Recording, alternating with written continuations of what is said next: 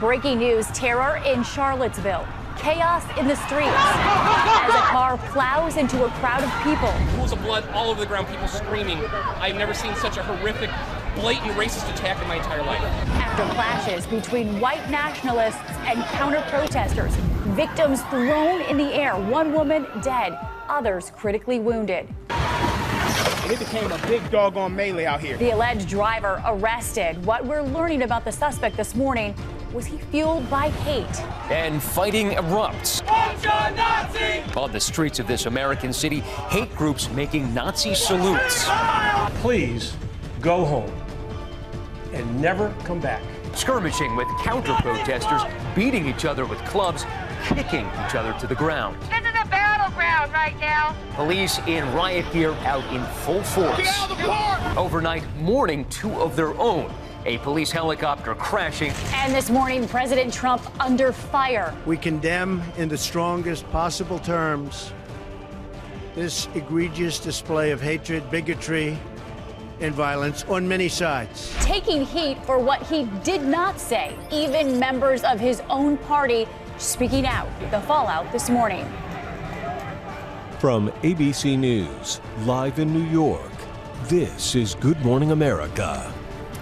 Good Sunday morning, everyone. Dan is off once again. It is great to have Matt Gutman with me once again on this very busy morning as we cover the chaos and violence in Charlottesville, Virginia that ended in tragedy. This graphic image capturing the horror, showing a car ramming into a crowd of people. You see those bodies flying, a horrifying scene with deadly results. Horrifying indeed. It capped a day of protests, white nationalists clashing with counter-protesters in scenes like this on the streets that erupted into pure chaos. The hate boiled over with the governor declaring a state of emergency, and Attorney General Jeff Sessions has opened a federal civil rights investigation. Now, here's what we know. 3 people were killed. A 32-year-old woman who was hit by that car that plowed into the crowd, as well as 2 state troopers. In total, 35 people hurt. Police have arrested the alleged driver, 20-year-old James Fields Jr., from Ohio. They're looking more at his motive, and we want you to take a look at the cover of the Daily Progress. It's the local newspaper covering Charlottesville with the headline,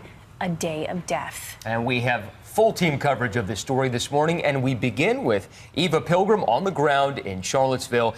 Good morning, Eva. Guys, several people are still fighting for their lives this morning. Now the FBI is investigating the motive behind that deadly crash that killed one person here in Charlottesville.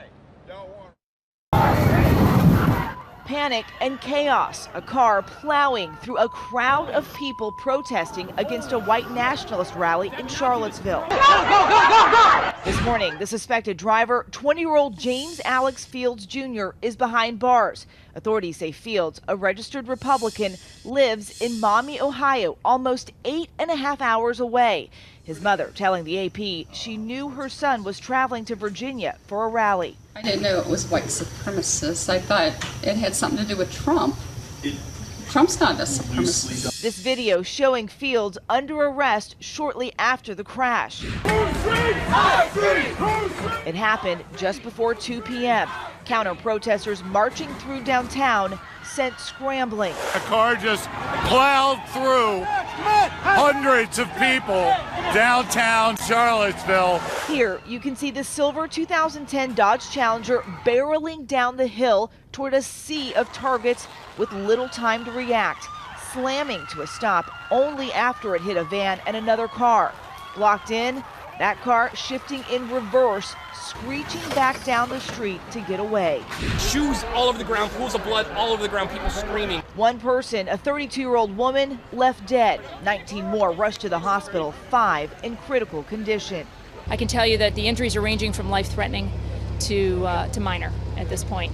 The destructive aftermath on the street, leaving bystanders searching for their loved ones. I need my sister! Others jumping in, carrying those hurt in the collision, desperately searching for help. This following nearly 24 hours of unrest. White lives matter! White lives matter! White nationalists stormed the University of Virginia's campus Friday night, protesting plans to remove a statue of Confederate General Robert E. Lee. Blood and soil! Blood and soil! The violence only escalating Saturday, chaos in the streets.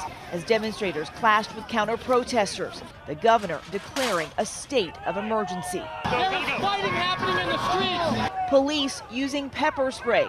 Then the situation taking that deadly turn. You're still shaking. I am coming down. I saw the car coming down the hill, throwing bodies over top of it until the car cleared and saw the smashed windshield. That's going to stay with me for a while. And Fields was charged with second-degree murder as well as failing to stop at a deadly accident. He is being held without bond, guys. Thanks, Eva. It's chilling to think that the damage to that car was caused by human bodies. And I want to ask you, after almost 18 hours of continuous violence Friday into Saturday, last night, surprisingly quiet. Matt, it was quiet last night. Police were given extra powers and able to keep the peace. They were given the ability to enforce curfew, something they didn't need to do because it stayed quiet. But definitely here in town, you can feel and see the police presence. Paula? Eva, we want to thank you for your reporting. Hi, everyone. George Stephanopoulos here. Thanks for checking out the ABC News YouTube channel. If you'd like to get more videos, show highlights, and watch live event coverage, click on the right over here to subscribe to our channel. And don't forget to download the ABC News app for breaking news alerts. Thanks for watching.